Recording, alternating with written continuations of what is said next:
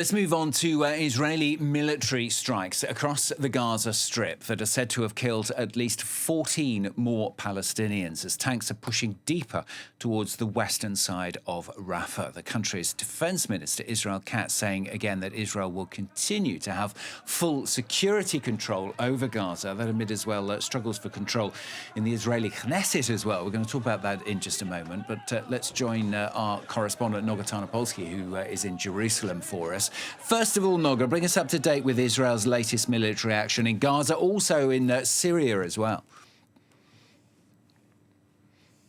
Yes, Israel is very active on numerous fronts right now, and with all eyes on Syria, there has been an uptick in strikes on Gaza, including in areas defined by the Israeli army itself as humanitarian zones. We're hearing a wide range of numbers of the possible dead, including civilian dead from Hamas sources over the last 3 days or so.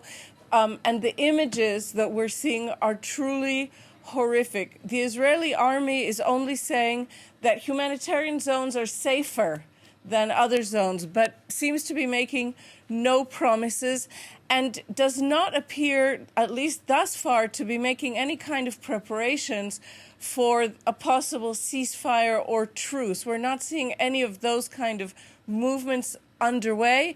In fact, the Israeli army announced yesterday it was moving one of its most elite brigades south from Lebanon, which is under a ceasefire now, back into Gaza. It comes as well, doesn't it, Noga, amid some pretty heated arguments in the Israeli parliament over the budget, could potentially collapse the Israeli government?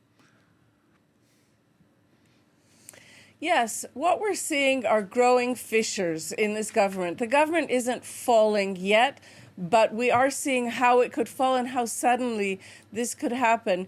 Yesterday, one of Netanyahu's top ministers, an extremist member of this coalition, the Minister for National Security, Itamar Ben-Gvir, very kind of blatantly voted against the national budget.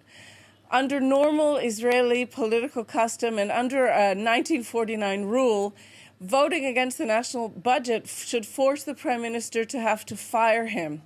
But were the Prime Minister to do that, he could lose his government and lose his coalition. So what we're seeing today seems to be the Prime Minister trying to ignore this slap in the face he got from this top government ally, maybe now not an ally. And we are really seeing a huge eruption of fighting among ministers themselves, and the government members fighting against the different institutions of the state. Yesterday, in an astonishing rant, one of Netanyahu's party members took to the lectern in parliament and declared that the top brass of the Israeli army, of the Israeli judiciary, and of the media, those are the triangle against whom the government is waging war. That's a quote from her. And this was said in the same vote, in the same session in which these ministers were basically voting against each other. So we should expect some very, very volatile few weeks, at least until Donald Trump becomes president again and maybe, as he says, kind of lays down the law for this raucous Israeli government. Noga, thanks very much. Noga Tarnopolsky, our correspondent, joining us there from Jerusalem.